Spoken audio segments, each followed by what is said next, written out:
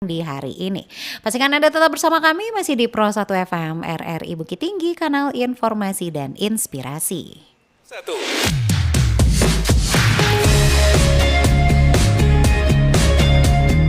Kanal informasi dan inspirasi. Pro 1.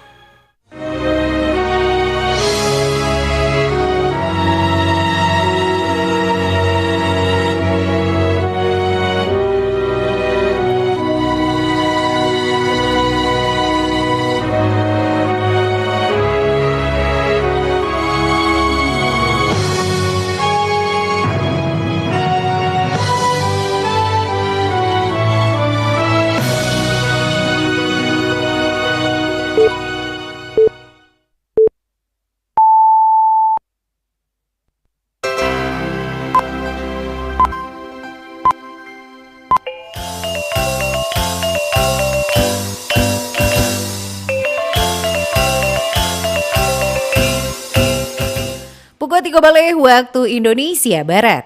Radio Republik Indonesia Bukit Tinggi Jo Berita Daerah Babahas Sominang. Salamai siang pandangan. Untuk mengawali perjumpaan siang hari kami sampaikan sari berita utama. Dinas Kependudukan dan Pencatatan Sipil Disduk Capil Kabupaten Agam maksimalkan perekaman data kartu tanda penduduk KTP elektronik.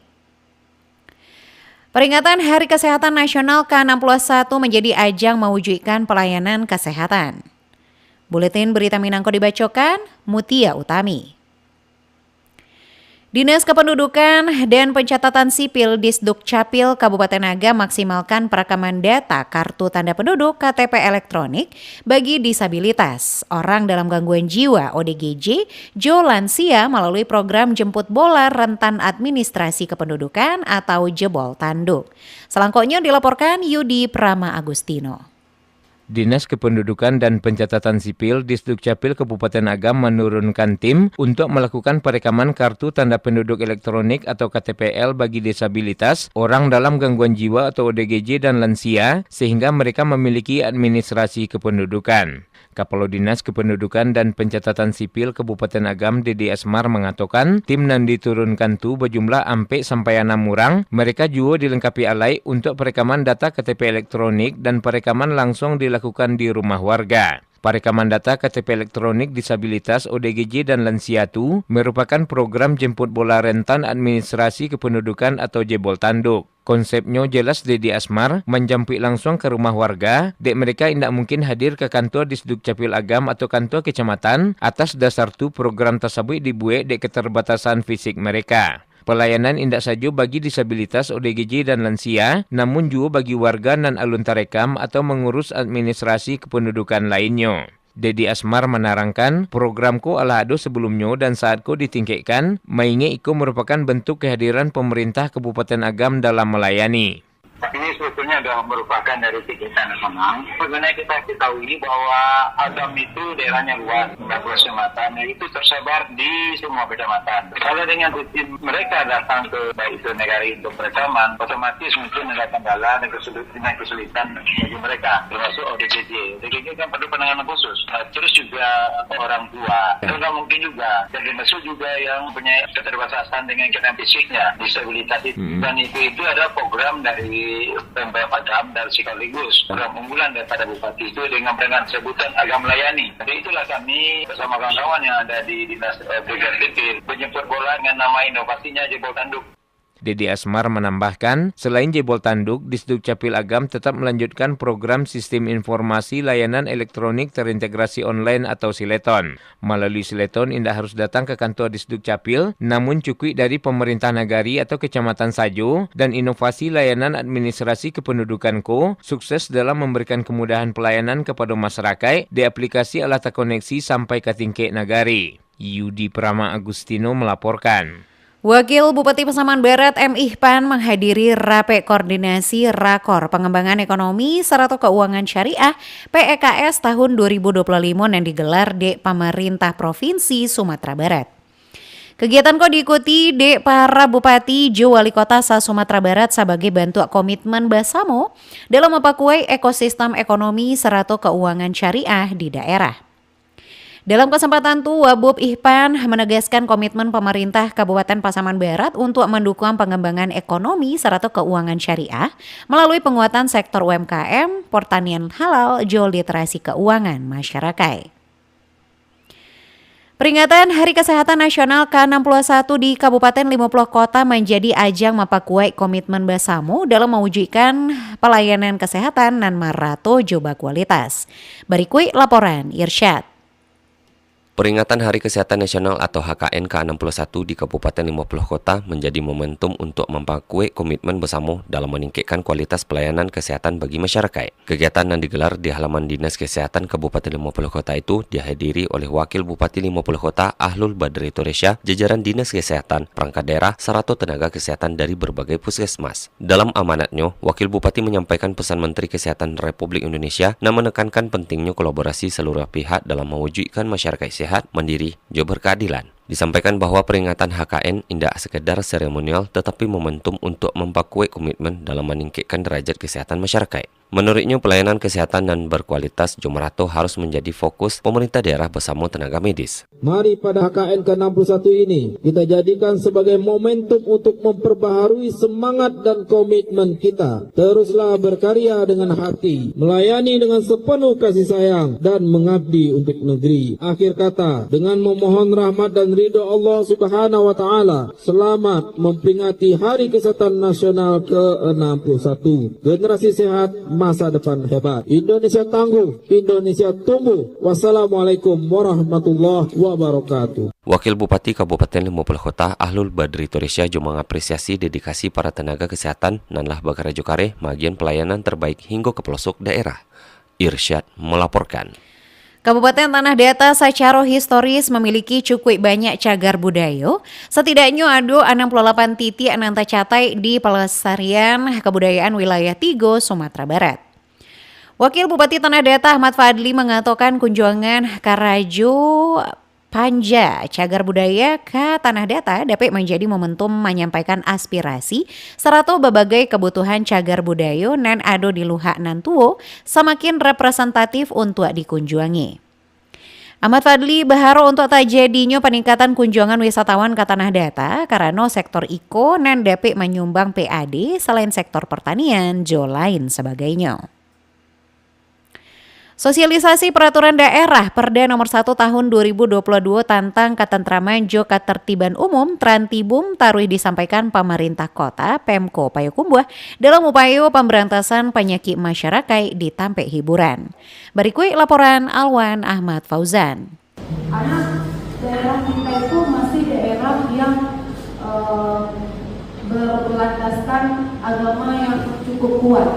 Pasca viralnya sebuah kafe di kota Payakumbuh dan menggelar pesta dengan menghadirkan wanita berpakaian seksi, pihak berwenang turun tangan melalui Satuan Polisi Pamong Praja dan Kebakaran. Halko diungkapkan Kapalo Satuan Polisi Pamong Praja Jo Pemadam Kebakaran Kasatpol PP Damkar Kota Payakumbuh Dewi Novita baru-baruko. Pihaknya ala meminta kepada para pemilik kafe agar lebih sadar jo mentaati norma kesusilaan. Dewi Novita menegaskan agar pelaku usaha indah lagi menghadirkan wanita berpakaian tidak pantas atau bahkan setengah telanjang untuk melayani tamu.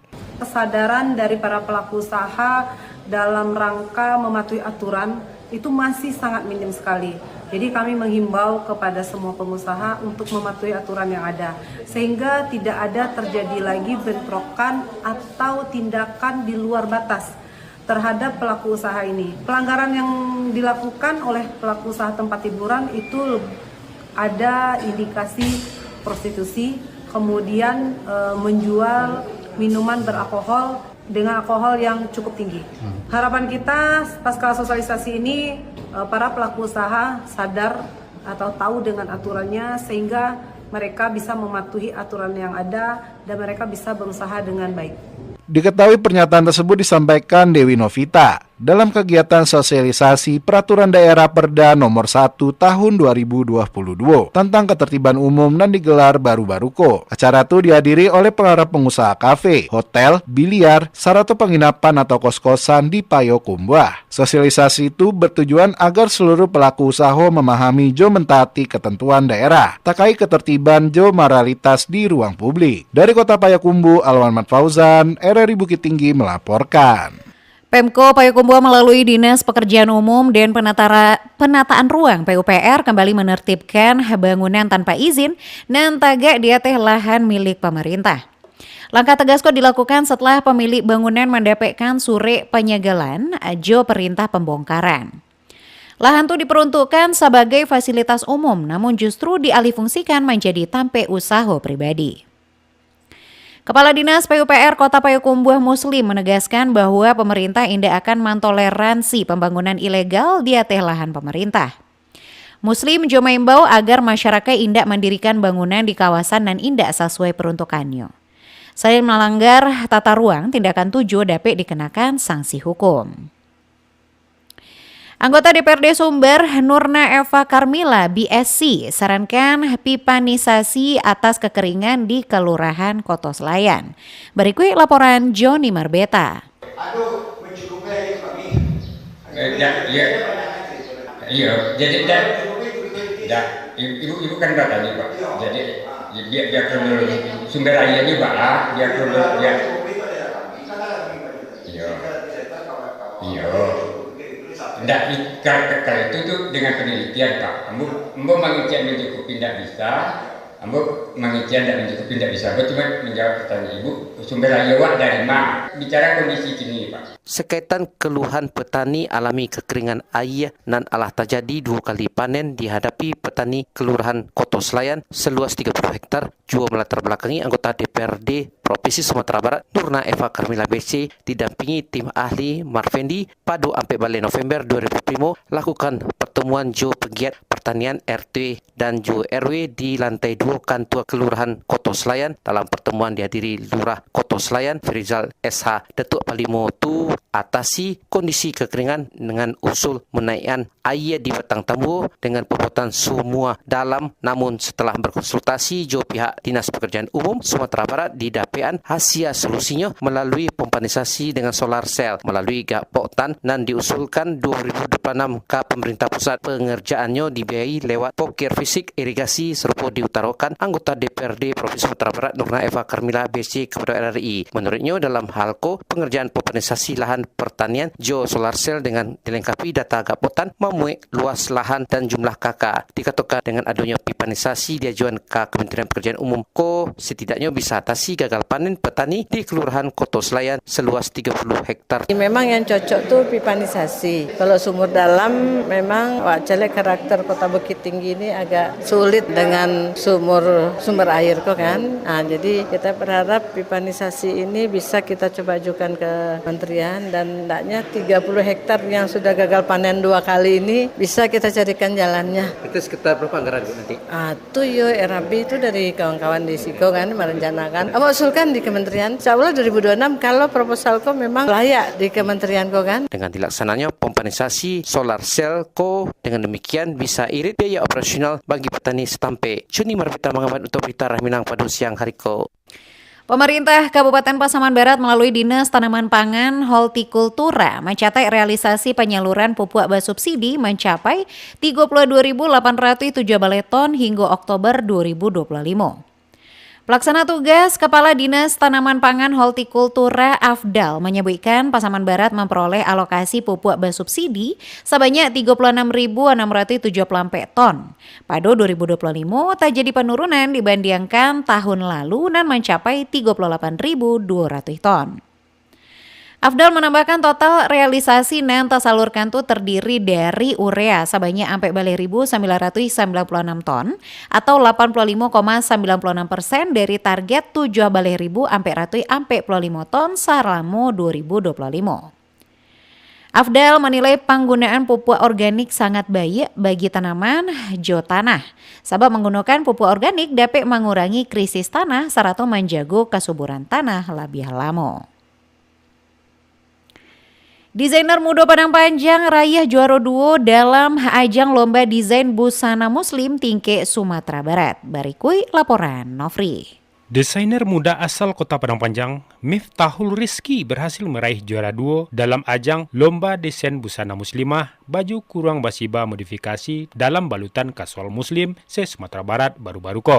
Kegiatan yang digelar Dewan Kerajinan Nasional Daerah atau Dekranasda Provinsi ko diikuti perwakilan dari seluruh kabupaten dan kota di Sumatera Barat. Turut hadir dalam kegiatan tersebut Ketua Dekranasda Kota Padang Panjang Maria Fronika bersama jajaran Dinas Perdakop UKM untuk memberikan dukungan kepada peserta dari daerahnya. Kepala Bidang Perdagangan dan Perindustrian Dinas Perdakop UKM Kota Padang Panjang, Azani Mazwar Kapatang menyampaikan rasa bangga dan apresiasinya kepada Miftahul Rizki atas prestasi yang diraihnya. Azani juga menilai kegiatan ko menjadi wadah positif untuk menggali potensi para desainer muda, serta mendorong lahirnya produk fashion nan berdaya saing tinggi, jo menonjolkan kekayaan desain khas daerah. Dirinya turut menyampaikan terima kasih dan semangat kepada Miftahul Rizki atas kontribusinya. Azani Mazwar menjelaskan kegiatan ko digelar sebagai bentuk upaya melestarikan sekaligus mengembangkan busana tradisional khas Sumatera Barat agar tetap relevan jo perkembangan zaman. Menurutnya, lomba tersebut juga bertujuan mendorong kreativitas para desainer dalam mengadaptasi nilai-nilai budaya Minangkabau ke dalam rancangan busana nan modern serta bernuansa Islami tanpa meninggalkan akar tradisinya. Mungkin bisa kami sampaikan di sini bahwasanya kami sudah melakukan beberapa kali ikut dalam lomba kabupaten dan kota se-Sumatera Barat. Desain busana muslimah. Untuk lomba desain busana muslimah itu yang diselenggarakan pada tanggal 5 kemarin di Pangeran Beach, itu kita mendapatkan juara kedua. Harapan kita ke depan bagaimana Dekranasda ini dikenal baik dalam dan luar Kota Padang Panjang bahkan tingkat nasional, sehingga banyak masyarakat bisa menggunakan produk unggulan Kota Padang Panjang, karena kita juga lagi giatnya untuk bagaimana masyarakat kita bisa menggunakan produk lokal. Azani Mazwar menambahkan, iko bagian dari upaya Dekranasda mempromosikan keberagaman serta kekayaan khas budaya Basiba agar lebih modern melalui karya fashion show dan kreatif serta bernilai budaya. Nofri melaporkan. Sekian berita daerah Babahasa Minang untuk siang hari Sabtu 5 November 2025. Berita daerah selanjutnya dapat didengarkan besok pagi pukul 6 waktu Indonesia Barat. Ambo Mutia Utami, selamat siang.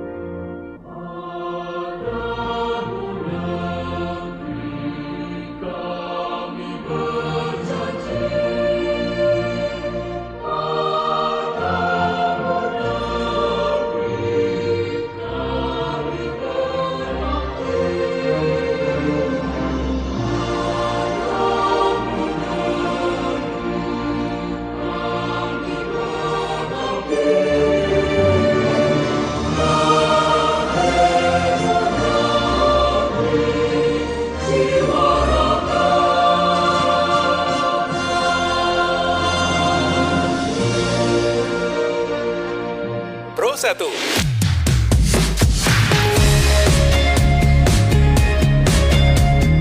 Kanal informasi dan inspirasi.